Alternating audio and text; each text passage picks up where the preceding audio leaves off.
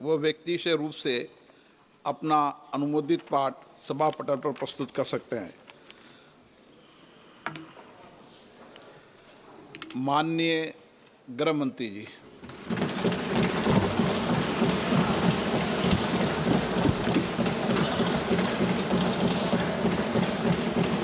सम्माननीय अध्यक्ष जी, मैं आज पहलगांव में निर्दोष यात्रियों की नृशंस हत्या पाकिस्तानी आतंकवादियों के द्वारा जो की गई और उसके जवाब में देश के प्रधानमंत्री जी ने दृढ़ इच्छा शक्ति का परिचय कराते हुए ऑपरेशन सिंदूर की सेना को परमिशन दी और हमारे वीर जवानों ने सटीकता बहादुरी के साथ पाक स्थित आतंकवादी अड्डों को चूर चूर करने का काम किया। वो घटना पर जो बहस हो रही है, इसमें हिस्सा लेने के लिए मैं खड़ा हुआ हूं। माननीय अध्यक्ष जी, सबसे पहले पहलगांव में जो नृशंस हत्या की गई निर्दोष नागरिकों की, धर्म पूछकर उनको मारा गया, इनके परिवार के सामने मारा गया और बड़ी बर्बरता के साथ ये हत्याएं की गई, इसकी मैं घोर निंदा करता हूं। और जो मारे गए हैं इनके परिजनों के साथ अत्यंत हृदय की गहराइयों से मैं संवेदना भी व्यक्त करना चाहता हूं। ऑपरेशन सिंदूर के जवाब में पाकिस्तान के हमारे नागरिक ठिकानों पर गोलीबारी की, इसमें भी कुछ नागरिक हताहत हुए, गुरुद्वारा भी टूटा, मंदिर भी टूटा।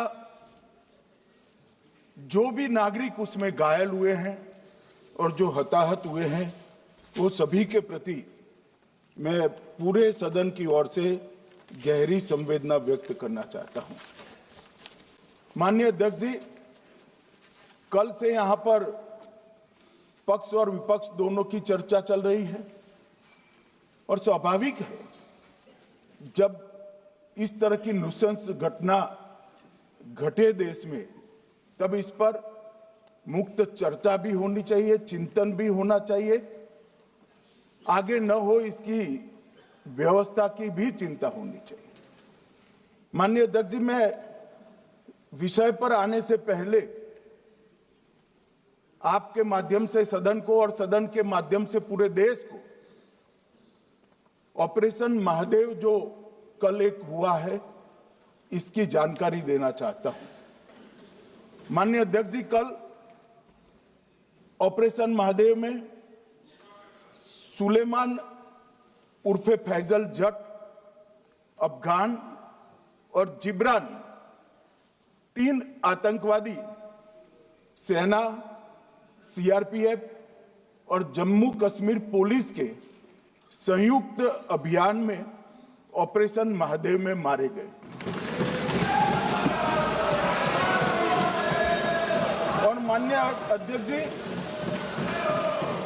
ये जो सुलेमान है, ए श्रेणी का लश्कर तोयबा का कमांडर था पहलगाम हमले में, और गगनगिर आतंकी हमले में वो लिप्त था। इसके ढेर सारे सबूत हमारी एजेंसियों के पास है। अफगान ए श्रेणी का लश्कर तैयबा का आतंकवादी था और जिब्रान भी ए ग्रेड आतंकवादी था। और माननीय अध्यक्ष जी, मैं सदन को और सदन के माध्यम से पूरे देश को बताना चाहता हूं, जिन्होंने बैसरन घाटी में हमारे प्रवासियों को, नागरिकों को मारा था, ये तीनों आतंकवादी ये थे और तीनों मारे गए।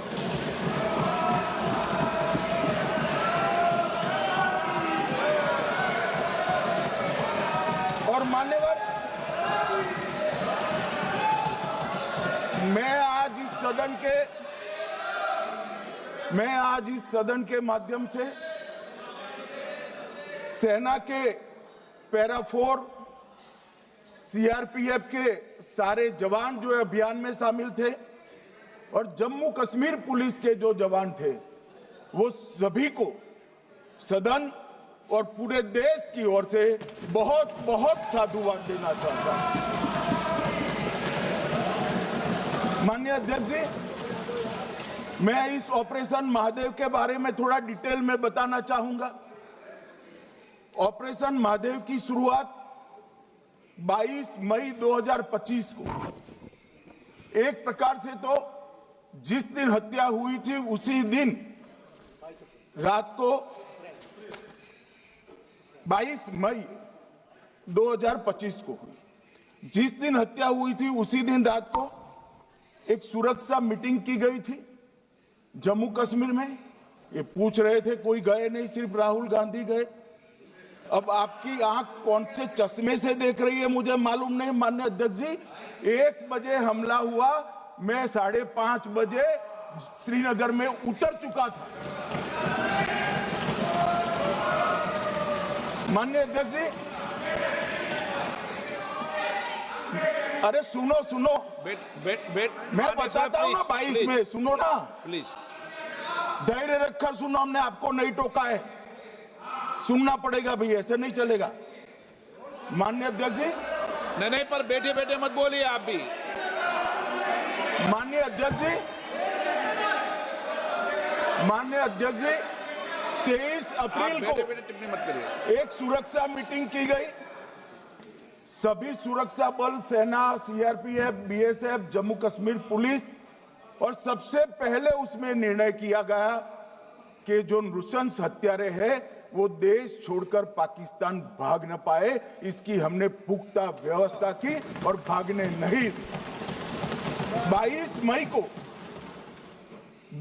मई को आईबी के पास एक ह्यूमन इंटेल आई और एक क्षेत्र के अंदर, दाची गांव क्षेत्र के अंदर आतंकवादियों की उपस्थिति की सूचना मिली।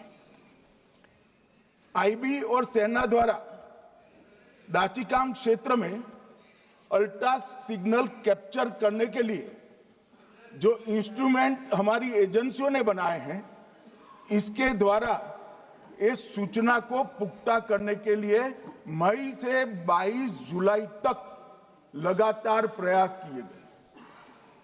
ठंड में ऊंचाइयों पर हमारे सेना के अधिकारी पैदल इनके सिग्नल प्राप्त करने के लिए घूमते रहे, आईबी के अफसर भी घूमते रहे, सीआरपीएफ भी घूमती रही, और मान्यवर 22 जुलाई को हमें सफलता मिली।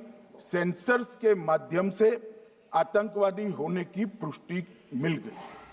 तब 4 पैरा जो हमारी सेना का एक हिस्सा है, उसकी नेतृत्व में 4 पैरा के जवान, सीआरपीएफ के जवान और जम्मू कश्मीर पुलिस के जवान मान्यवर एक साथ ये आतंकवादियों को घेरने का काम किया। सेना, सीआरपीएफ, जम्मू कश्मीर पुलिस की मीटिंग भी की गई। जो 5 ह्यूमन एसेट्स थे उनको भी वहां भेजा गया, और कुल मिलाकर कल जो ऑपरेशन हुआ, इसमें हमारे निर्दोष नागरिकों को मारने वाले तीनों आतंकी मौत के घाट उतार दिए। मान्यवर, तीनों के नाम मैंने बताए हैं। सुलेमान उर्फे फैजल जट, अफगान और जिब्रान। मान्यवर, वो तो एक आशंका थी कि यही लोगों ने घटना की है, मगर मैं बाद में एनआईए की जांच पर आता हूं। एनआईए ने पहले से ही इनको, जिन्होंने आसरा लिया था, वो लोगों को गिरफ्तार कर रखा था। उनको खाना पहुंचाने वाले लोगों को अपने कब्जे में रखा था। तो जब आतंकवादियों के शव श्रीनगर आए, इनसे पहचान कराई गई। 4 लोगों ने पहचान लिया, यही 3 लोग थे जिन्होंने पहलगांव में आतंकी घटना को, मगर हमने इस पर भी भरोसा नहीं किया मान्यवर। कोई जल्दबाजी नहीं की। हमने जो आतंकी घटना स्थान से कारतूस मिले थे, वो कारतूस का एफएसएल रिपोर्ट पहले से करा कर रखा था और चंडीगढ़ सेंट्रल एफएसएल के अंदर बैलिस्टिक रिपोर्ट के आधार पर उनका रिपोर्ट तैयार था। जब ये कल आतंकवादी मारे गए, इनकी 3 राइफलें पकड़ी गई। एक M9 अमेरिकन राइफल थी और 2 AK-47 राइफल थी। जो कारतूस मिले थे वो भी M9 और AK-47 के भी थे, मगर हमने इससे भी संतोष नहीं माना। ये राइफलों को एक विशिष्ट विमान के द्वारा कल रात को 12 बजे चंडीगढ़ पहुंचा गया और पूरी रात फायरिंग कर इसके भी खाली खोखे जनरेट किए गए। 2 खोखों का मिलान किया गया, राइफल की नाली और निकले हुए खोखों का भी मिलान हो गया। तब ये तय हो गया कि इन्हीं 3 राइफलों से हमारे निर्दोष नागरिक मारे गए। और मान्यवर, आज मैं सदन को बताते हुए बहुत खुश हूं। मोदी जी ने ऑपरेशन सिंदूर कर आतंकवादियों को जिन्होंने आतंकवादियों को भेजा था, उनके आकाओं को जमीन में मिलाने का काम किया था। सेना और सीआरपीएफ ने वो आतंकवादियों को भी समाप्त कर दिया। और मान्यवर,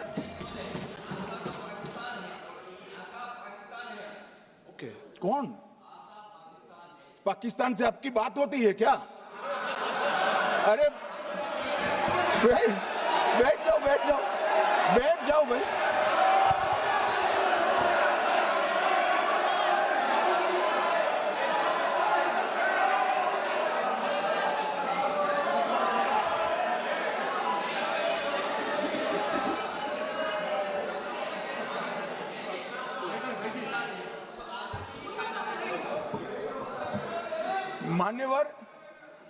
मान्यवर, मैं बताता हूं कैसे इनके आका मारे गए, वो भी नाम के साथ बताता हूं, जगह के साथ बताता हूं, घंटे, मिनट और सेकंड के साथ बताता हूं। मान्यवर, मैं तो अपेक्षा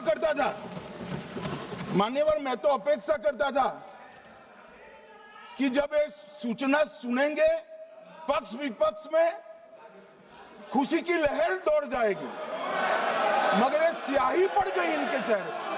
क्या है मान्यवर, किस तरह की पॉलिटिक्स? भाई, आतंकवादी मारे गए, आपको इसका भी आनंद नहीं है?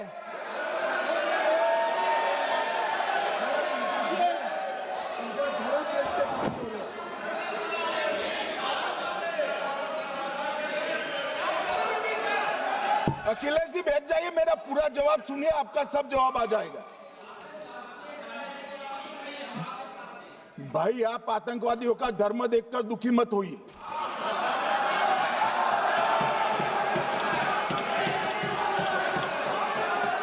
अखिलेश बैठ जाइए यार।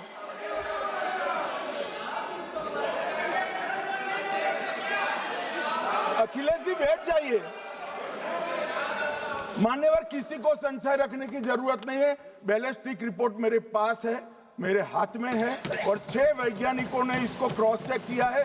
सुबह 4:46 पर फोन पर मुझे 6 ने वीडियो फोन पर कहा है कि 100% वही गोलियां हैं जो वहां चलाई। मान्यवर,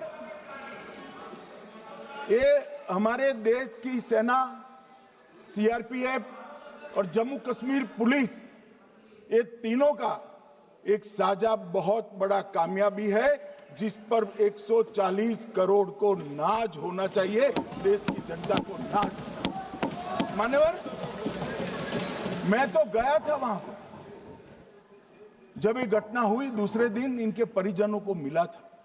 6 दिन की शादी वाली बच्ची विधवा होकर मेरे सामने खड़ी थी। आज तक मैं वो दृश्य नहीं भूल सकता।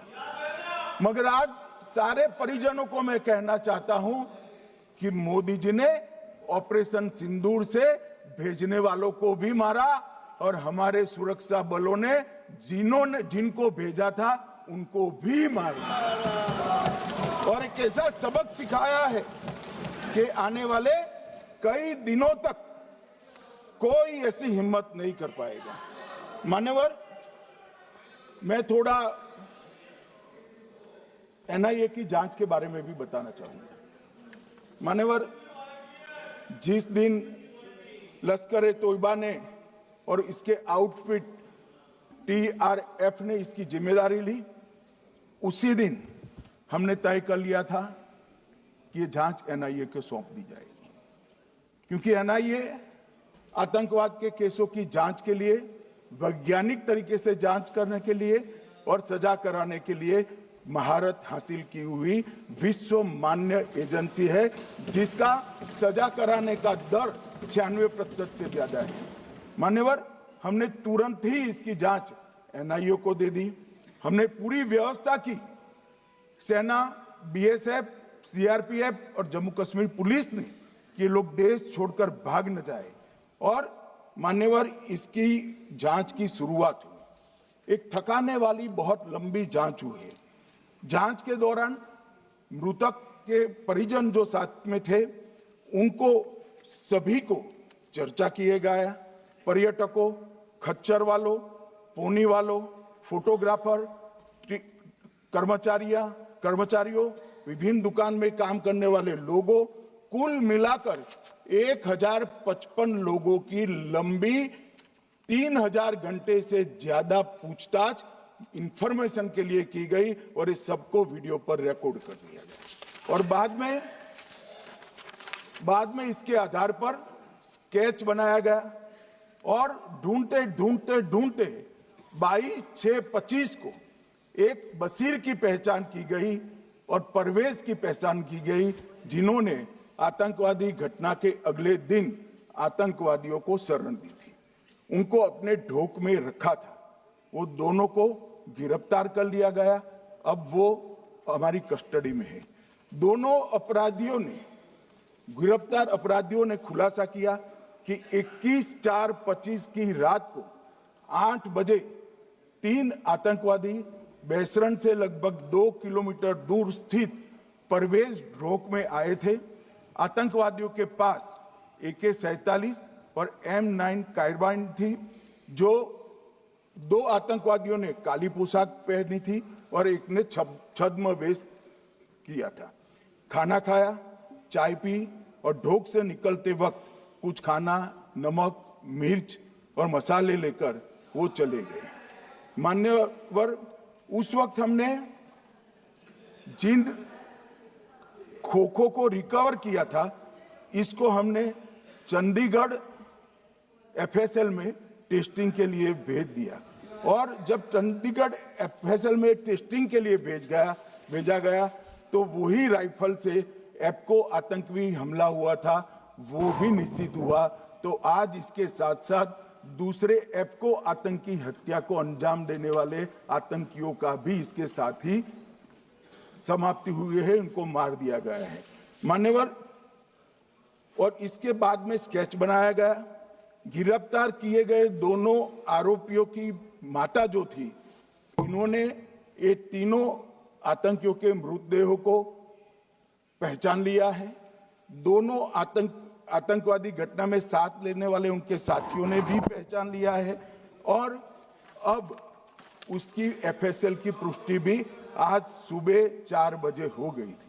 अब मैं जांच का पूरा ब्यौरा बताना चाहता हूं। मान्यवर, ये हमले में 3 पाकिस्तानी आतंकवादी थे।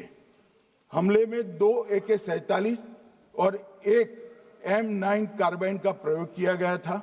और अब जो पकड़े गए हैं, इसके सुलेमान के कारण एप्को का मामला भी आज रिजॉल्व हो रहा है और आतंकवादियों को पनाह देने वाले 2 स्थानीय लोगों को भी इस केस में पकड़ लिया गया है। अब मान्यवर, कल पूछते थे कहां से आए, कहां गए, किसकी जिम्मेदारी है। भाई, जिम्मेदारी हमारी ही है। हम सरकार में हैं, हमारी ही जिम्मेदारी। मगर मैं पूछता हूं, जब आप सरकार में थे तब क्या क्या हुआ था, इसकी जिम्मेदारी किसकी थी और क्यों निर्वहन नहीं किया, वो भी बाद में पूछूंगा। जरा धीरज से सुनना। मगर मान्यवर, मुझे एक बड़ा दुख हुआ। कल इस देश के पूर्व गृह मंत्री चिदंबरम जी ने सवाल उठाया कि क्या प्रूफ है कि ये आतंकवादी पाकिस्तान से आए, और मान्यवर कब उठाया? जब संसद में चर्चा होने वाली थी। क्या कहना चाहते हैं चिदंबरम साहब? किसको बचाना चाहते हैं? पाकिस्तान को बचाकर आपको क्या मिलेगा? वो ये कह रहे हैं कि और क्या है, मत जवाब दो ना।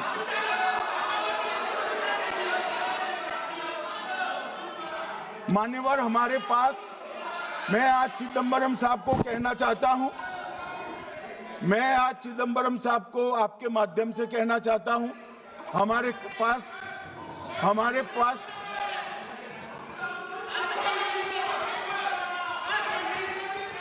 मान्यवर हमारे पास प्रूफ है, वो भी मैं सदन के सामने रखना चाहता हूं कि तीनों पाकिस्तानी थे। 3 में से 2 के पाकिस्तान के वोटर नंबर भी आज हमारे पास उपलब्ध है। मान्यवर ये राइफलें हैं, ये राइफलें भी हमारे पास उपलब्ध है। इनके पास से जो चॉकलेटें मिली हैं, वो चॉकलेटें ढोक में से मिली, वो भी पाकिस्तान की बनाई हुई चॉकलेट है। मान्यवर ये कहते हैं कि पाकिस्तानी नहीं थे, इसका मतलब पूरी दुनिया के सामने इस देश का एक पूर्व गृह मंत्री पाकिस्तान को क्लीन चिट दे रहा है।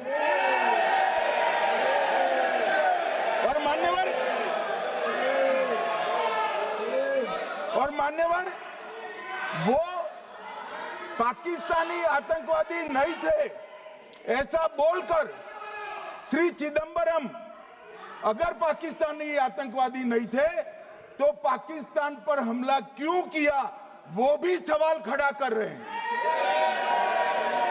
मान्यवर आज पूरी दुनिया ने हमारे संसद सदस्य गए थे, स्वीकारा था कि हमला पाकिस्तान ने किया है, और इस देश का गृह मंत्री जो कांग्रेस पार्टी से आता है वो कहता है कि क्या सबूत है। अरे मुझसे मांगते, मैं दे देता, टीवी से मांगते हैं, पूरी दुनिया के सामने उजागर करते हैं, शख्स सुबह खड़ा करते हैं। पाकिस्तान को बचाने का इनका ये षड्यंत्र आज 130 करोड़ लोग जान रहे हैं। बच नहीं पाओगे आप लोग, बच नहीं पाओगे। मान्यवर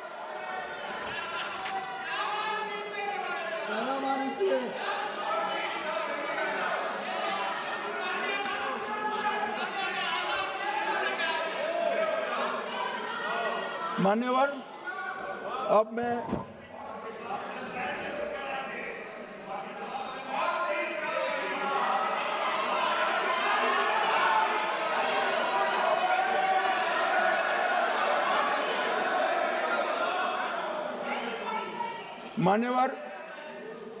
मैं पहलगांव आतंकी हमला और ऑपरेशन सिंदूर, ये दोनों घटनाक्रम के लिए मान्यवर ये अभी से थक जाते हैं।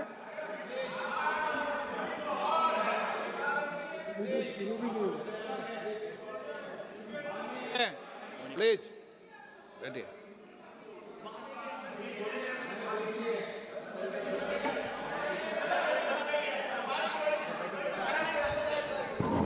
मान्यवर मैं आपके माध्यम से कहना चाहता हूं, थोड़ा धैर्य रखे भैया, अभी तो शुरू हुआ है, अभी तो शुरू हुआ है। मान्यवर मैं पहलगांव आतंकी हमला और ऑपरेशन सिंदूर के बारे में पूरा घटनाक्रम बताना चाहता हूं। कल ढेर सारे सवाल उठाए, वैसे तो मुझे लगता था कि कल रक्षा मंत्री जी के भाषण के बाद शायद कांग्रेस पार्टी सपोर्ट में भाषण देना शुरू करेगी, और अगर थोड़ी बहुत जनता की इच्छा की परख होती तो वो ही करते, मगर नहीं करा, क्योंकि रक्षा मंत्री जी ने बहुत बारीकी से ऑपरेशन सिंदूर की सफलता, इसकी जरूरियात, इसकी प्रासंगिकता और इसके परिणाम, इसके बारे में बहुत अच्छे तरीके से सदन के माध्यम से पूरी देश की जनता के सामने रखा जाए। मगर फिर भी उन्होंने बहुत सारे सवाल किए।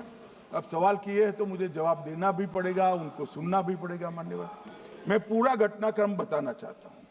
मान्यवर, 22 अप्रैल को पहलगांव में आतंकवादी हमला हुआ। इसमें 26 लोग मारे गए, 25 भारतीय और 1 नेपाली नागरिक। हमने उसी वक्त मैं श्रीनगर जाने के लिए निकल गया। रात को ही सुरक्षा बलों की मीटिंग कर ये भाग न पाए इसकी व्यवस्था की। माननीय मोदी जी ने 23 और 30 अप्रैल को सीसीएस की मीटिंग चेयर की।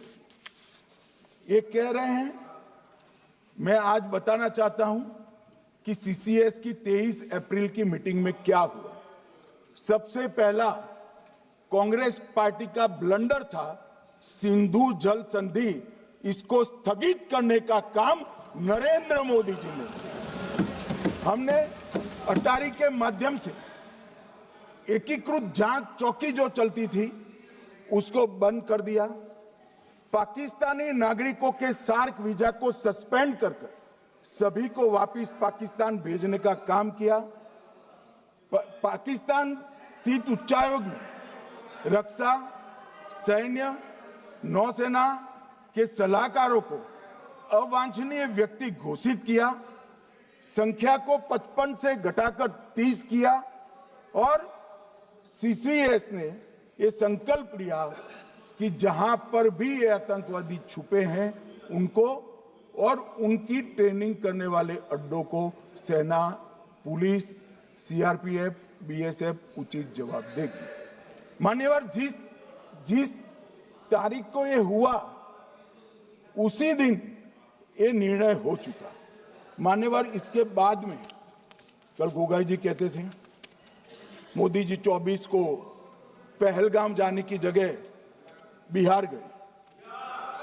सुनो यार।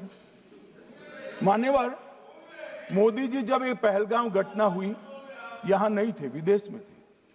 आने के बाद तुरंत सीसीएस बैठक की और मोदी जी जिस दिन बिहार गए उस दिन पहलगाम में कुछ नहीं, कोई नहीं था, सिर्फ राहुल गांधी थे।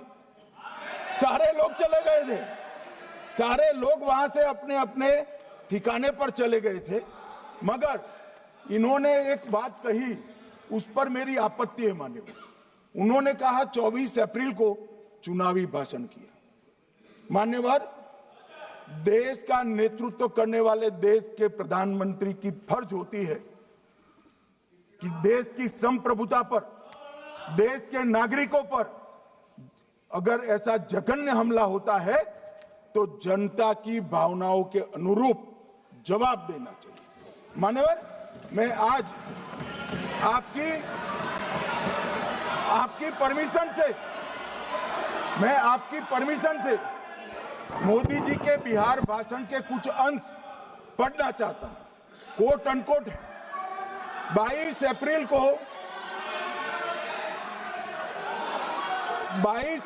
को पहलगाम का यह हमला केवल निहत्थे पर्यटकों पर नहीं बल्कि पूरे भारत की आत्मा पर एक दुस्साहसपूर्ण प्रहार है। आतंकवाद के प्रति दृढ़ और कड़ा रुख आतंकियों और इसके हमले की साजिश रखने वालों की कल्पना से भी बढ़कर उनको सजा दी जाए। मान्यवर, महत्वपूर्ण है आतंकियों और इसकी साजिश रचने वाले दोनों को। आतंकियों की बची खुची जमीन भी मिट्टी में मिलाने का समय आ गया है। 140 करोड़ भारतीय इस बात के लिए एकजुट है कि आतंक के आकाओं की कमर तोड़ दी जाएगी। भारत हरेक आतंकवादी और उनके समर्थकों की पहचान करेगा, उनका पता लगाएगा और उन्हें दंडित करेगा। आतंकवाद कभी भी भारत की आत्मा नहीं तोड़ पाएगा। न्याय सुनिश्चित करने का मैं हर संभव प्रयास करूंगा। अनकोट अब इसमें किसी को चुनावी भाषण दिखाई पड़ता है तो उसकी समझ शक्ति पर बहुत सारे सवालिया निशान लग जाते हैं। ये चुनावी भाषण नहीं है, आतंकवाद के खिलाफ लड़ने का 140 करोड़ भारतीयों का प्रतिघोष है जो मोदी जी ने वहां दिया। इनको चुनावी भाषण दिखाई पड़ता है, जैसे चश्मे होते हैं ऐसी ही दृष्टि होती है। मान्यवर, इसके बाद 30 अप्रैल को मान्यवर 30 अप्रैल को सीसीएस की बैठक हुई, पहले 23 को हुई थी। उसमें सशस्त्र बलों को पूर्ण ऑपरेशन की फ्रीडम दे दी गई। प्रधानमंत्री मोदी जी ने सीसीएस की उपस्थिति में रक्षा मंत्री, एनएसए और सेनाओं के प्रमुख के साथ बैठकर पूर्ण ऑपरेशनल फ्रीडम देने का काम किया और इसके बाद ये ऑपरेशन सिंदूर हुआ। मान्यवर, ऑपरेशन सिंदूर 7 मई को रात को 1:04 से 4 मिनट से 1:24 तक चला। उसमें पाकिस्तान के 9 आतंकी ठिकानों को ध्वस्त कर दिया और पूरी दुनिया ने इसके दृश्य देखे। साहब, इससे बड़ा संयमित हमला नहीं हो सकता। आजकल दुनिया में युद्ध चल रहे हैं, हम देख रहे हैं, बच्चे मर रहे हैं, महिलाएं मर रही, निर्दोष मर रहे। हमने 9 आतंकी अड्डों को समाप्त किया, परंतु एक भी सिविलियन नहीं मारा गया, केवल और केवल आतंकी मारे गए। स्थान थे मरकज सुभान अल्लाह बहावलपुर, मरकज तैयबा मुरीद के, महमूना जाया कैंप सियालकोट, अरे नाम सुनो काम में आएंगे, सरजाल camp Sialkot, Sawai Nala camp Muzaffarabad, Syedna Bilal camp Muzaffarabad, Gulpur camp Kotli, Barnala camp Bhimber और अब्बास कैंप कोटली। मान्यवर, सर्जिकल स्ट्राइक और एयर स्ट्राइक में हमने पाक ऑक्यूपाई कश्मीर में ही हमला किया, एक प्रकार से भारत के हिस्से पर ही हमला किया। पाक ऑक्यूपाई कश्मीर हमारा ही है, तो हमने तो हमारे हिस्से में हमला किया। मगर इस बार 100 किलोमीटर अंदर घुसकर पाकिस्तान की भूमि पर आतंकवादियों को तबाह करने का काम। और मान्यवर, ये आतंकी के ठिकानों पर हमला हुआ, इसमें मारा कौन गया? हाफिज मोहम्मद जमील जैसे मोहम्मद के प्रमुख मौलाना मसूद अजहर के बहनोई, मुदस्सर खादियान मरकज तैयबा मुरीद का प्रमुख, याकूब मलिक जेएम पदाधिकारी, मोहम्मद हमसा जमील जेएम ऑपरेटिव, मोहम्मद यूसुफ अजहर गंभीर रूप से घायल था, फिर मारा गया। जैसे मोहम्मद का आमिर मोहम्मद हसन खान गंभीर रूप से घायल था, फिर मारा गया। जेएम ऑपरेटिव मोहम्मद हसन गंभीर रूप से घायल हुआ। अब्दुल मलिक, खालिद अबू अक्स और नोएम मलिक, इनका कोई पता ठिकाना नहीं। और मान्यवर, ये पूछते थे मुझे कल कि पहलगांव के दोषी कहां गए, वो पहलगांव के दोषी कहां गए? ये जो मैंने, अरे सुनो ना यार, ये जो 10 मैंने नाम पढ़े हैं, इसमें से 8 ये चिदंबरम एंड कंपनी के समय में आतंकवादी घटना घटाने वाले लोगों को नरेंद्र मोदी जी ने मारा। ये हमें पूछते कहां गए? अरे भाई, आपके समय में जो छुप गए थे उनको चुन चुन कर हमारी सेना ने समाप्त कर दिया है। और ये 10 नहीं, कल राजनाथ जी घबराते घबराते बोले हैं, अब ऑथेंटिक शब्द का है, मैं बढ़ा नहीं सकता, मगर कम से कम 100 लोगों को हमारी सेना ने समाप्त, 100 से अधिक लोगों को हमारी सेना ने समाप्त करने का काम। मान्यवर, और इस पर भी गर्व नहीं कर सकते आप, इस पर भी गर्व नहीं कर सकते।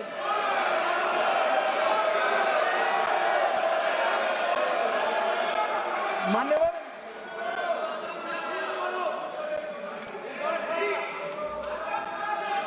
मान्यवर 7 मई को 1:26 पर 22 मिनट पर ये हमारा काम समाप्त हो गया। हमारे डीजीएमओ ने उनके डीजीएमओ को बता दिया कि भाई हमने आतंकवादी हमलों पर स्थानों पर सिर्फ हमला किया है, इनके हेडक्वार्टर पर हमला किया है, जो हमारा आत्मरक्षा का अधिकार है। पूरी दुनिया इसको एक्नॉलेज करती है। ऐसा नहीं हो सकता है मनमोहन सिंह के समय की तरह कि वो आकर मारेंगे और हम चुपचाप बैठे रहेंगे और जाकर चर्चा करेंगे। नरेंद्र मोदी सरकार, ऐसा नहीं हो सकता। डोजियर भेजते रहेंगे। मान्यवर, उरी में हमला हुआ, हमने सर्जिकल स्ट्राइक किया। पहलगाम में हमला हुआ, एयर स्ट्राइक करा, और अरे पुलवामा में हुआ, एयर स्ट्राइक करा, और पहलगाम में हमला किया। 100 किलोमीटर अंदर जाकर 9 अड्डों और 100 से ज्यादा आतंकवादी को समाप्त। मान्यवर, अब देखें, हमने तो हमला किया था पाकिस्तान स्थित टेररिस्ट ठिकानों पर। अब पाकिस्तान से गलती हो गई। टेररिस्ट ठिकानों पर जो हमला किया था उसको वो अपने पर का हमला मान बैठे और पूरी दुनिया में कहते थे कि हमारा टेररिज्म से कोई लेन देन नहीं है। ये तो अब ऐसे ही ग्रुप करते, हम तो विक्टिम है, जो मनमोहन सिंह ने सर्टिफाइड भी कर दिया था कि ये भी विक्टिम है। मान्यवर, मगर दूसरे दिन इनकी श्रद्धांजलि का कार्यक्रम हुआ और पाकिस्तान को मालूम नहीं पड़ा कि ये पूरी दुनिया देखेगी।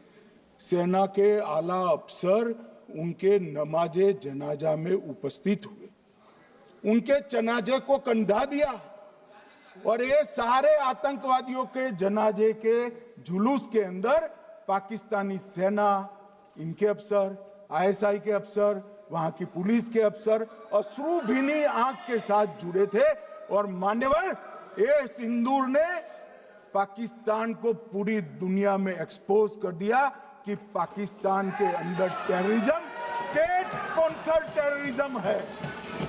ये पूरी तरह से मान्यवर, पूरी तरह से एक्सपोज हो गया।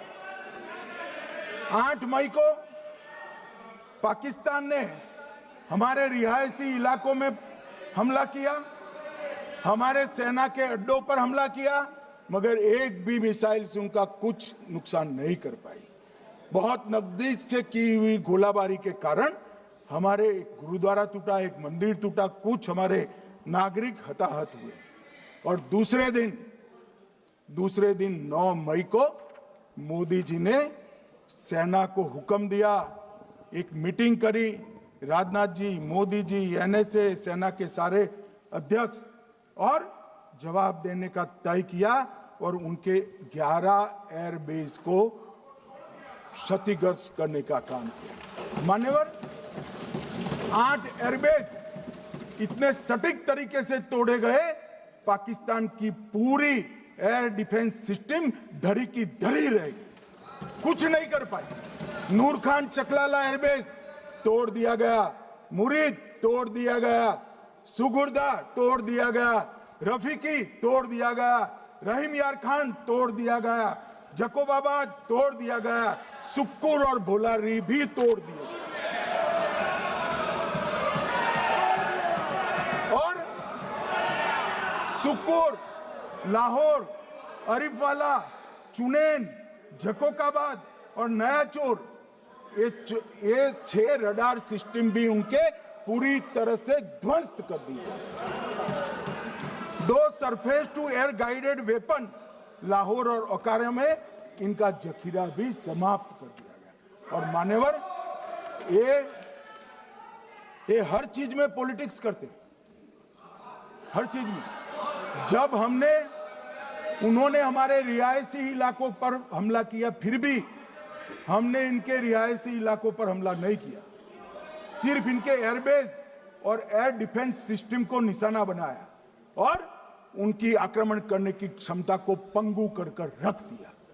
हमारी पूरी सेना, पूरी वायुसेना, पूरी नौसेना अक्षुण्ण थी और उनकी हमला करने की क्षमता को हमने छिन्न विछिन्न कर दिया।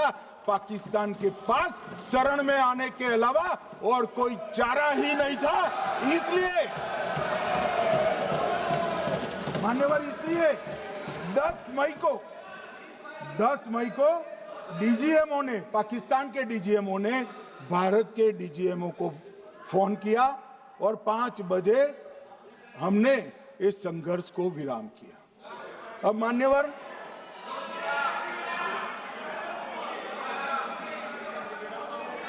ये लोग कल सवाल उठा रहे थे कि इतनी अच्छी पोजीशन में थे, आपने युद्ध क्यों नहीं किया? युद्ध के कई परिणाम होते हैं मान्यवर, करना न करना वो सोचकर करना पड़ता है। मगर मैं इसी देश के इतिहास से कुछ घटनाएं बताना चाहता हूं। 1948 में मान्यवर, कश्मीर में हमारी सेनाएं निर्णायक बढ़त पर थी। सरदार पटेल ना बोलते रहे, जवाहरलाल नेहरू जी ने एक तरफा युद्ध विराम कर दिया। और मान्यवर, मैं बड़ी जिम्मेदारी के साथ कहता हूं, मैं इतिहास का विद्यार्थी हूं। पाक ऑक्यूपाई कश्मीर का अगर अस्तित्व है तो जवाहरलाल नेहरू जी की ये युद्ध विराम के कारण है। इसका जिम्मेदार जवाहरलाल नेहरू है। मान्यवर, 1960 में सरदार पटेल ने विरोध किया था, गाड़ी लेकर आकाशवाणी तक गए थे, घोषणा न करते दरवाजे बंद कर दिए थे। मान्यवर, 1960 में सिंधु जल पर भौगोलिक व रणनीतिक रूप से हम बड़े मजबूत थे और उन्होंने सिंधु समझौता क्या किया? 80% भारत का पानी पाकिस्तान को दे दिया। मान्यवर, 62 के लड़ाई की बात मैं बाद में करता हूं। 65 की लड़ाई में हाजीपीर जैसे स्ट्रेटेजिक जगह पर हमने कब्जा किया था। 66 में उसको लौटा दिया गया। मैं 71 के युद्ध की भी बात करना चाहता हूं। मान्यवर, 71 में कल राजनाथ जी ने भी बताया, पूरे देश ने इंदिरा जी का समर्थन किया। उन्होंने पाकिस्तान के 2 टुकड़े कर दिए। बहुत बड़ी विजय थी भारत की और सदियों तक भारत इस विजय पर गर्व करेगा। हम सब भी करते हैं, हमें कोई आपत्ति नहीं। मगर हुआ क्या मान्यवर? युद्ध की विजय की चकाचौंध में क्या हुआ? 93 हजार युद्धबंदी हमारे पास थे, 93 हजार, और 15,000 वर्ग किलोमीटर क्षेत्र पाकिस्तान का हमारे पास था। 93 हजार युद्धबंदी, उस वक्त की पाकिस्तान की सेना का 42% और 15,000 वर्ग किलोमीटर क्षेत्र। मगर शिमला में समझौता हुआ, पाक ऑक्यूपाई कश्मीर मांगना ही भूल गए। अगर उस वक्त पाक ऑक्यूपाई कश्मीर मांग लेते, न रहेगा बांस, न बजती बांसुरी। ये कैंप तोड़ने की जरूरत न पड़ती साहब आपको, हमको। मान्यवर, इतना ही नहीं, पाक ऑक्यूपाई कश्मीर तो नहीं लिया, मांगना ही भूल गए। 15,000 वर्ग किलोमीटर की जीती हुई भूमि भी वापस दे दी। तय हुआ था पाकिस्तानी नरसंहार के लिए युद्ध अपराध न्यायाधिकरण बनेगा, नहीं बना। सेना ने पूर्वी पाकिस्तान में नरसंहार किया था। 195 पाकिस्तानी अधिकारियों पर मुकदमा चढ़ना था। भुट्टो अपने साथ इंदिरा जी के सामने से छुड़ा कर ले गए। जनरल मानेकशॉ का एक कोट अनकोट कहता हूं, जनरल मानेकशॉ का, जो एक प्रकार से आर्किटेक्ट माने जाते हैं बांग्लादेश विजय के, इन्होंने कहा कि भुट्टो ने भारत के नेतृत्व को मूर्ख बनाया। अब जो शब्द है, मैं आप कोट अनकोट है, इसमें मेरा कुछ नहीं है, ये लोग गुस्सा न हो सकते। I told her into bracket Indira Gandhi, Indira ji को कहा, that he into bracket Bhutto के लिए, he has made monkey out of you. समझ में आता है? ये फील्ड मार्शल साहब ने कहा है मान्यवर, और ये हमें सिखा रहे हैं, ये नहीं किया, वो नहीं किया, फलाना नहीं किया, ठिकाना नहीं किया। अरे भाई, आप तो पाकिस्तान को क्लीन चिट दे रहे हो कि पाकिस्तान ने हमला ही नहीं किया है। क्या अधिकार है आपको पूछने का? कोई अधिकार नहीं है साहब। देखिए क्या होता है। मैंने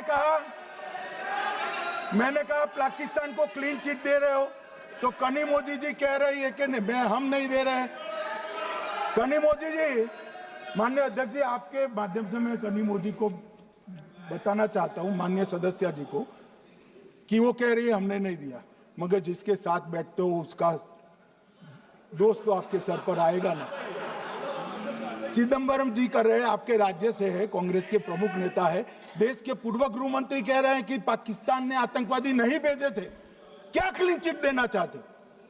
किसी को अधिकार नहीं है साहब यहां आतंकवाद पर बोलने का, किसी को अधिकार नहीं। मान्यवर, मैं अब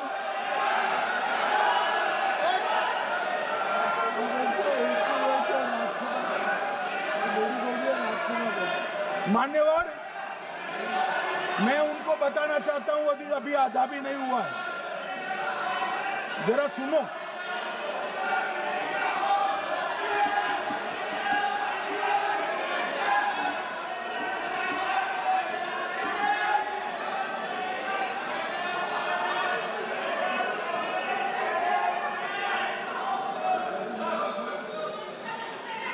मान्यवर,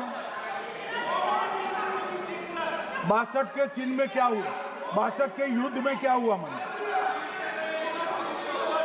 ये अभी कल कुछ कांग्रेस के सदस्य चीन का सवाल पूछ रहे थे। मैं आज पूछना चाहता हूं, 62 के युद्ध में क्या हुआ?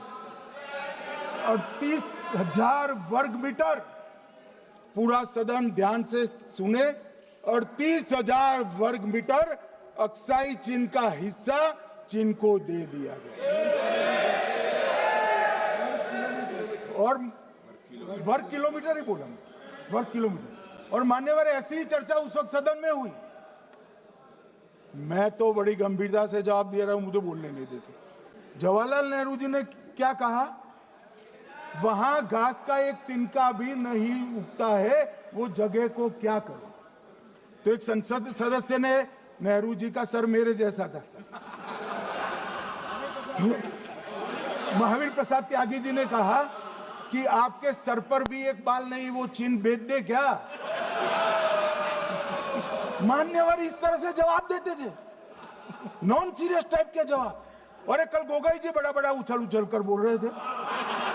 अरे गोगोई जी, आपको मालूम है उन्होंने चीन के बारे में, आसाम के बारे में क्या क्या था? आसाम को आकाशवाणी पर बाय बाय कह दिया। रिकॉर्डिंग है, रिकॉर्डिंग है।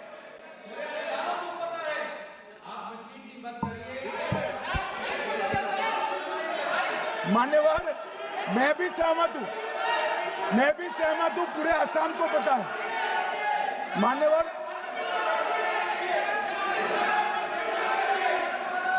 मान्यवर,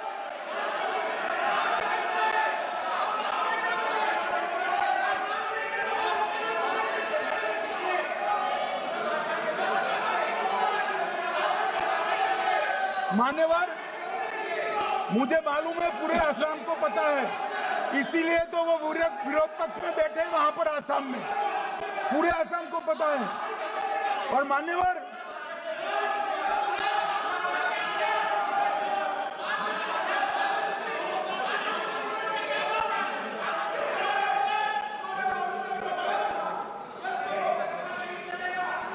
मान्यवर, मान्यवर, जोर से बोलने से सत्य को छिपाया नहीं जा सकता।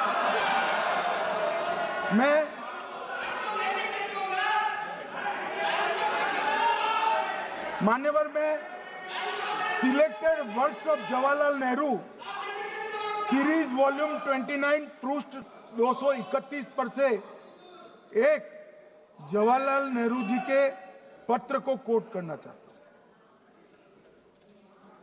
हूं। अनौपचारिक रूप से संयुक्त राज्य अमेरिका ने यह सुझाव दिया कि चीन को संयुक्त राष्ट्र में तो ले लिया जाए, मगर सुरक्षा परिषद को नहीं। सुरक्षा परिषद में भारत को लेना चाहिए। यह अमेरिका का प्रस्ताव था। नेहरू जी ने कहा, हम इसे स्वीकार नहीं करते क्योंकि इससे चीन के साथ हमारे संबंध खराब होंगे और चीन जैसे महान देश को बुरा लगेगा। मान्यवर, आज चीन सुरक्षा परिषद में है और भारत बाहर है। मोदी जी प्रयास करें अंदर ले जाने का। इसका कारण जवाहरलाल नेहरू का ये स्टैंड है।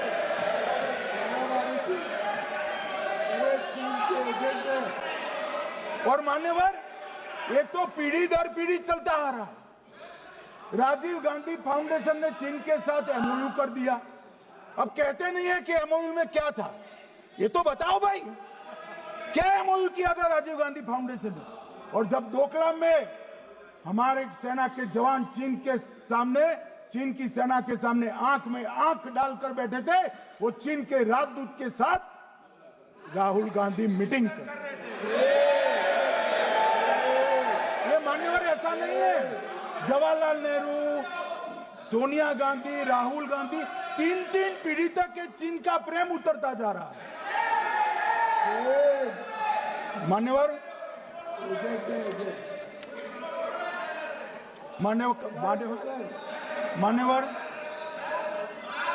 मैं अभी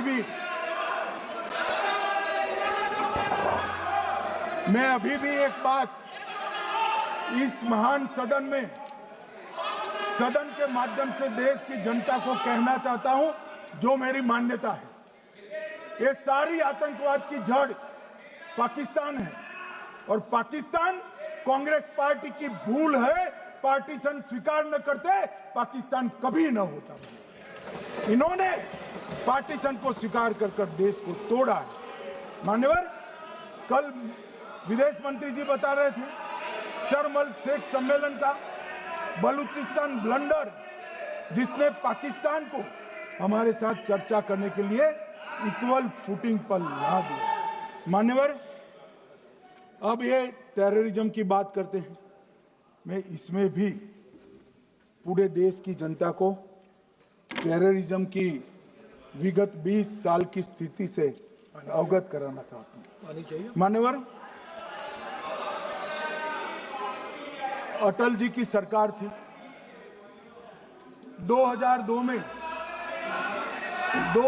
में टेररिज्म को समाप्त करने के लिए अटल जी की सरकार, एनडीए की सरकार, भाजपा सरकार पोटा का कानून लेकर आई। मान्यवर, मैं सदन को याद कराना चाहता हूं, पोटा कानून का विरोध किसने किया था? किसने किया? कांग्रेस पार्टी ने किया। हमारे पास बहुमत नहीं था राज्यसभा में। मजबूरन हमने कानून को घिर गया, मजबूरन संयुक्त सत्र बुलाना पड़ा और पोटा कानून संयुक्त सत्र में पारित हुआ। देश नहीं भूल सकता मान्यवर। और पोटा कानून को रोककर आज भी कांग्रेस पार्टी के नेता जब बोले तब कहे, पोटा कानून को रोककर किसको बताना चाहते थे आप? किसको बचाना चाहते थे? पोटा तो आतंकवादियों के खिलाफ था।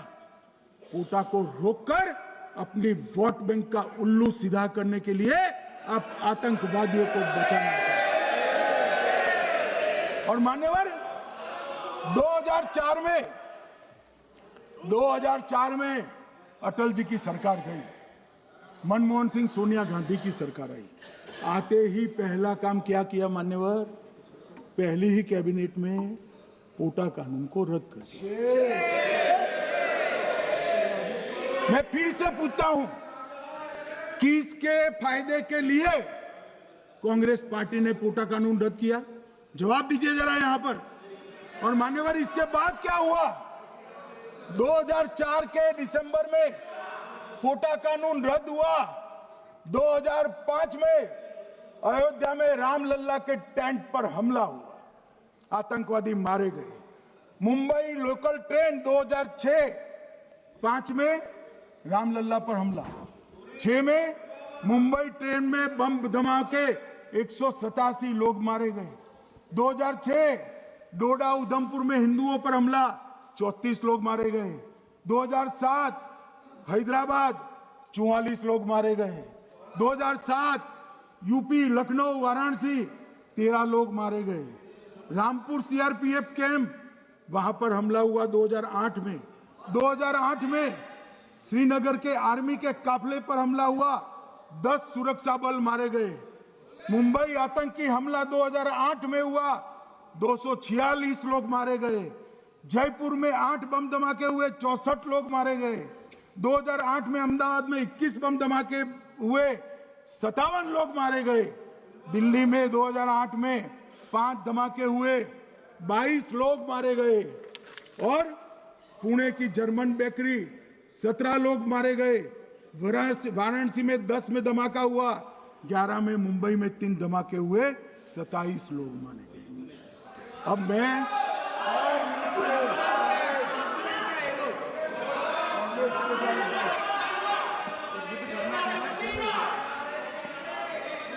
मान्यवर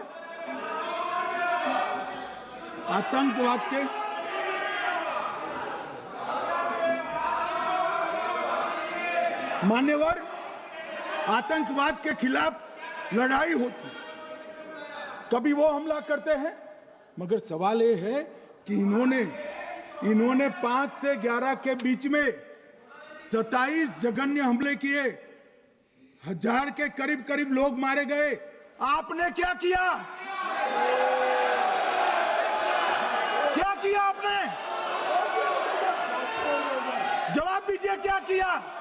और मैं राहुल गांधी जी को चैलेंज देना चाहता हूं, इन्होंने इस आतंकवादी हमलों के खिलाफ उनकी सरकार ने जो कदम उठाए, यहां खड़े रहकर हिम्मत से बताए देश की जनता को। कुछ नहीं किया मान्यवर। ये यहां से आतंकवादियों की फोटो पाकिस्तान भेजते रहे, डोजियर भेजते रहे। और मान्यवर ये कहते हैं कि आपके समय में भी हमले हुए। मैं उनको अंतर समझाना चाहता हूं, वो देख नहीं पा रहे। मान्यवर, हमारे समय में जो भी आतंकवादी घटना हुई, पाक प्रेरित और कश्मीर सेंट्रिक हुई। देश के हिस्से में 2014 से 2025 तक एक भी घटना नहीं हुई है मान्यवर। ये नरेंद्र मोदी सरकार है मान्यवर। और कश्मीर में भी आज स्थिति ऐसी हुई है, उनको पाकिस्तान से आतंकवादी भेजने पड़ते हैं। कश्मीर में आतंकवादी अब हमारे नहीं बनते हैं मान्यवर। और मैं सलमान खुर्शीद जी को भी याद करना चाहता हूं। एक बार मैंने बड़े सवेरे में नाश्ता करता था, टीवी पर उनको रोते हुए देखा। मुझे लगा क्या हुआ, कोई बड़ी घटना हो गई। तो रोते रोते वो श्रीमती सोनिया गांधी के घर से बाहर आए कि बाटला हाउस की घटना देखकर सोनिया जी फूट कर रो पड़ी। अरे रोना था तो शहीद मोहन शर्मा के लिए रोते, बाटला हाउस के आतंकवादियों के लिए रोना आता है। और मान्यवर हमें पूछते हैं कि आपने क्या किया। कोई अधिकार नहीं है पूछने का, कोई अधिकार नहीं है मान्यवर। और ये हमें पूछते थे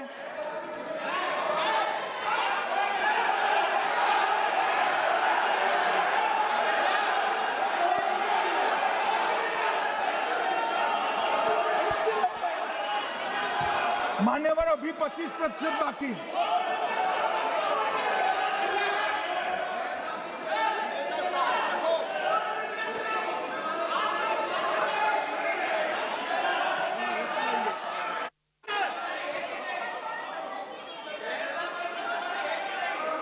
बैठिए, जवाब दे रहे हैं ना आपका, जवाब दे रहे हैं आपका। पहलगांव के बाद जो घटनाक्रम घटित उसका जवाब दे दिया ना माननीय गृह मंत्री जी ने। आपने पूछा आतंकवादियों क्या हुआ, आतंकवादियों का जवाब दे दिया। क्या पूछना चाहते हैं आप? आपने हर सवाल पूछा, हर सवाल जवाब सुनिए। माननीय गृह मंत्री जी।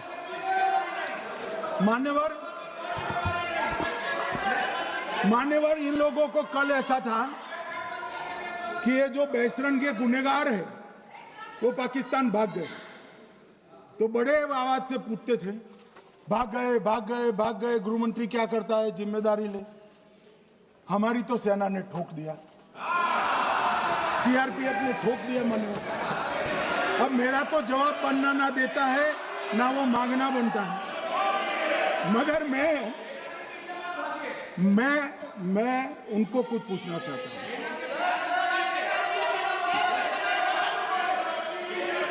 मान्यवर,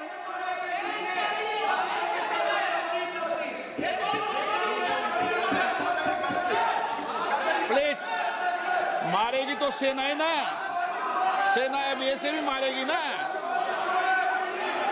तो वो भी ये कह रहे हैं सेना और सीआईएसएफ ने मारा।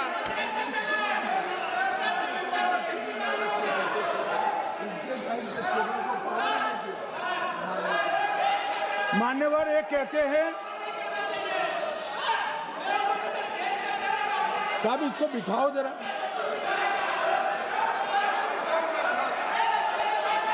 हाँ, प्लीज बैठिए बैठिए बैठिए बैठिए बैठिए।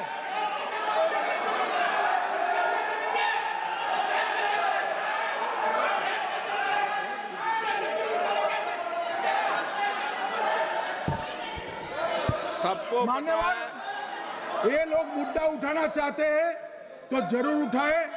मैं आज सुबह ही सलमान खुर्शीद जी का वो इंटरव्यू मेरे मोबाइल में रिजर्व कर आया हूं। आप जब भी कहोगे ये पूरे टीवी पर बताने के लिए मैं तैयार हूं। सेव कर आया हूं। इनकी इच्छा है तो कल एक समय तय करिए, यहां बता दीजिए चारों टीवी में, और देश की जनता भी देख लो।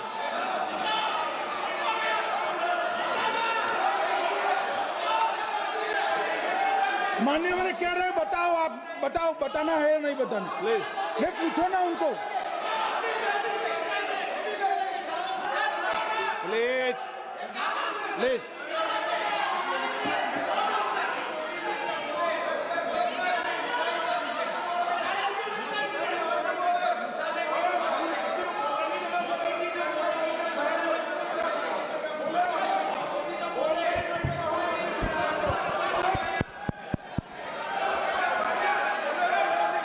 बिट्टू बैठ जाओ। मान्यवर, ये पूछ रहे थे कि क्यों भाग गए। अब मेरा समय काफी जाएगा, मैं जरा संक्षिप्त में कहता हूं, घटनाओं पर नहीं जाऊं। दाऊद इब्राहिम कासकर 1986 में भागा, श्री राजीव गांधी की सरकार। सैयद सलाउद्दीन 93 में भागा, कांग्रेस की सरकार। टाइगर मेमन 93 में भागा, कांग्रेस की सरकार। अनीस इब्राहिम कासकर 93 में भागा, इनकी सरकार। रियाज भटकल 2007 में भागा, इनकी सरकार। इकबाल भटकर 2010 में भागा, इनकी सरकार। मिर्जा सादाब बेग 2009 में भागा, इनकी सरकार। अब मान्यवर, मेरा तो जवाब मांग लिया, हमारे सुरक्षा बलों ने मेरा जवाब भी दे दिया, अब राहुल गांधी इसका जवाब दे।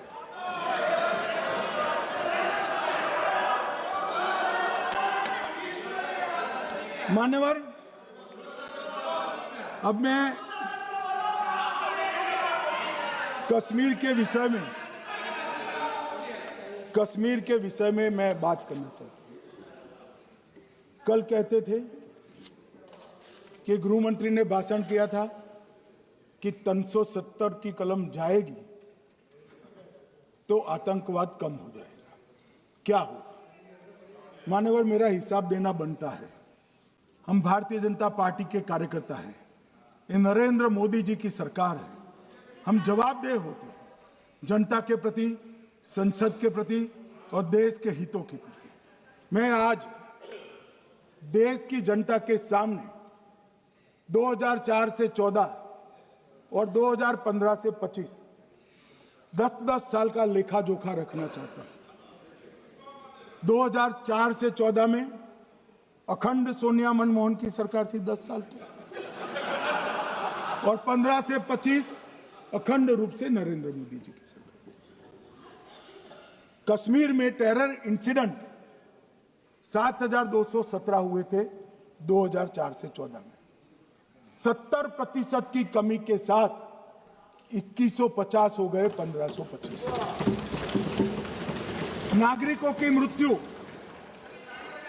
2004 से 14 में 1770 हुई, 2015 से 25 में कम होकर 357 हो गई, 80%। सिक्योरिटी फोर्सेस की मृत्यु 1060 हो गई उस वक्त, और हमारे समय में 542 हुई, और टेररिस्टों की मृत्यु में 123% की वृद्धि हुई। ये हमें पूछ रहे हैं क्या हुआ? आंकड़े से भाग नहीं सकते भाई, आंकड़े से भाग नहीं सकते। और अब मैं कहता हूं कि धारा 370 ने कश्मीर में आतंकवादी इकोसिस्टम को नष्ट कर दिया है, जिस धारा 370 को आपने इतने साल तक बचा कर। हमने जीरो टेरर प्लान बनाया है, एरिया डोमिनेशन प्लान बनाया है, मल्टी लेवल डिप्लॉयमेंट किया है, सुरक्षा जेलें बनाई हैं, 98% ट्रायल अब वीडियो पर हो रहे हैं। हमने संचार साधन बसाए हैं और 702 फोन विक्रेता जेल में डाले, 2667 सिम कार्ड बन गए। हमने एक जमाना था साहब, 10-10 हजार लोगों के जनाजे निकलते थे। पूरे देश ने घटनाएं देखी होगी, बुरहान वानी मर गए, फला मर गए, ढिका मर गए, 10-10 हजार। अब जो मारा जाता है उसको वही दफना दिया जाता है। किसी भी आतंकवादी को उसका महिमा मंडन करने के लिए जनाजे की इजाजत नरेंद्र मोदी के शासन में नहीं। मान्यवर, आतंकवादियों के सगे वाले और समर्थक चुन चुन कर हमने नौकरियों से निकाले, पासपोर्ट रद्द कर दिए हैं, गवर्नमेंट कॉन्ट्रैक्ट रद्द कर दिए हैं। 75 से ज्यादा आतंकी समर्थकों को कोर्ट से ऑर्डर लेकर सरकार से बर्खास्त कर दिया गया है। बार काउंसिल उनके समर्थकों से भरी थी, सस्पेंड कर नया लोकप्रिय चुनाव हमने कराया है। मान्यवर, कई संगठन बैन करे, मैं बाद में बताता हूं। विशेष यूएपीए अदालतें बनाई हैं, लगभग मार्च 22 से 25 के बीच में यूएपीए के 2267 मामले हमने जब्त किए हैं, दर्ज किए हैं, 374 कुर्की की है। और परिणाम क्या है मान्यवर? ये पूछ रहे हैं परिणाम क्या है? शुतुरमुख वृत्ति से अगर मिट्टी में सर रखकर बैठोगे तो कुछ नहीं, सूर्य भी नहीं दिखेगा। मान्यवर, परिणाम आया है। पहले ऑर्गेनाइज्ड टॉन्ट पेल्टिंग साल की 2654 होती थी एवरेज इन केस में। कितनी मान्यवर? 2654 पथराव होते हैं, 2024 में 0 हो गए। मान्यवर, ऑर्गेनाइज हड़ताल पाकिस्तान से ऐलान करते थे, घाटी बंद रहती थी। पाकिस्तान की भी हिम्मत नहीं है, घाटी में भी हिम्मत नहीं है। इनके समय में साल में 132 दिन घाटी बंद रहती थी, अब ऑर्गेनाइज हड़ताल 3 साल से 0 है। मान्यवर, टॉन्ट पेल्टिंग में नागरिकों की मृत्यु हर साल 112 होती थी, 3 साल से नागरिकों की मृत्यु 0 है। मान्यवर, जख्मी होते थे 6235 लोग टॉन्ट पेल्टिंग में, आज 0। मान्यवर, आज मैं बताता हूं, एक समय में हुर्रियत के नेताओं को यहां वीआईपी ट्रीटमेंट मिलती थी, हुर्रियत के साथ चर्चा करते थे, और ये हुर्रियत वाले आते थे, रेड कारपेट पूरा रोड खाली कर सीधा आता था, और मनमोहन सरकार के दूत इनके साथ चर्चा करते थे। सारे हुर्रियत के कंपोनेंट हमने बैन कर दिए हैं, सारे जेल की सलाखों के पीछे। हम कोई हुर्रियत से बात करना नहीं चाहते। मैं सदन में नरेंद्र मोदी जी की नीति दोहराना चाहता हूं। हुर्रियत टेररिस्ट संगठनों के आउटफिट है, हम इनसे बात नहीं करेंगे। हम अगर किसी से बात करेंगे तो घाटी के युवाओं के साथ बात करेंगे, हुर्रियत के साथ बात। मान्यवर, चुनावों के दौरान डर का माहौल होता था, अब 98.3% मतदान हुआ पंचायत चुनाव। कांग्रेस की बंद बहिष्कार का समय बंद हो गया। सेपरेटिस्ट बात करना चाहते थे, अब वो नहीं कर सकते। और मान्यवर, 2019 के बाद हमने कितने संगठन बैन करे, मैं बोलना चाहता हूं, थोड़ा समय चाहिएगा मान्यवर। The TRF, peoples anti fascist front, Tehreek ul Mujahideen, Jamaat ul Mujahideen Bangladesh Hindustan, Jammu Kashmir Ghaznavi force, Khalistan tiger force, Hizb ut Tahrir, Jamaat Islami, जो जमात इस्लामी ने पूरे पाकिस्तान के अंदर एक प्रकार से अलगाववाद का जहर घोला, वो जमात इस्लामी आज बंद कर दिया गया। Jammu Kashmir liberation front, Jammu Kashmir democratic freedom party, Muslim league Jammu Kashmir, Tehreek Hurriyat, Muslim conference Sumji गुट, Jammu Kashmir national front, Jammu Kashmir people's freedom league, Jammu Kashmir people's league, Jammu Kashmir Ittehadul Musalman Awami action committee, Sikh for justice और पॉपुलर फ्रंट ऑफ इंडिया को भी हमने बैन किया। और ये शांति ऐसे नहीं हुई है। और ये कहते हैं कि एक भी घुसपैठ नहीं होती है। कभी गए हो आप पाकिस्तान? तो कई बार गए हो गया, सीमा पर गए हो पाकिस्तान, तो कई बार गए हो। फिर से बोलता हूं, सीमा पर गए हो, सीमा के माध्यम से पाकिस्तान गए हो।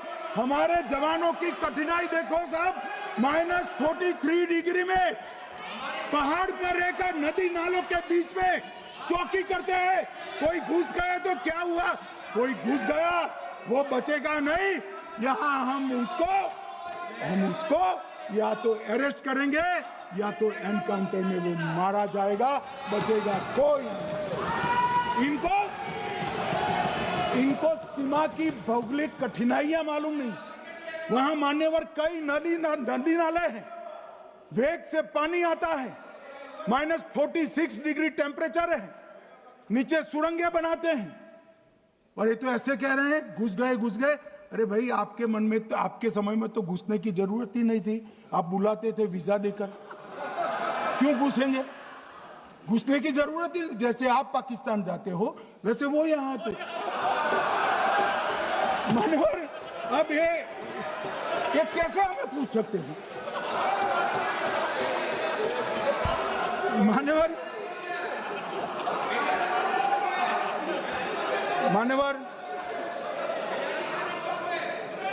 मैं समझ रहा हूं, मान्यवर मैं समझ रहा हूं, पोटा का विरोध करने वाले को नरेंद्र मोदी की आतंकवादी विरोधी नीति नहीं पसंद आई।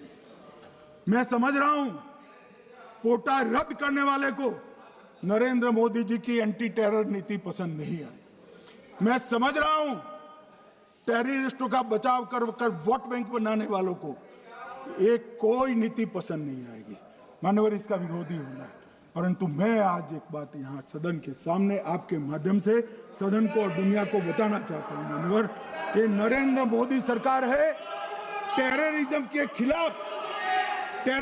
के खिलाफ हमारी जीरो टॉलरेंस की नीति है, ऑफर है, और वो हम विजयी हो। और मान्यवर, मैं फिर से अंत में ऑपरेशन महादेव में जुड़े हुए सेना, CRPF और जम्मू कश्मीर पुलिस के सभी जवानों को 2 हाथ जोड़कर प्रणाम कर बहुत बहुत साधुवाद।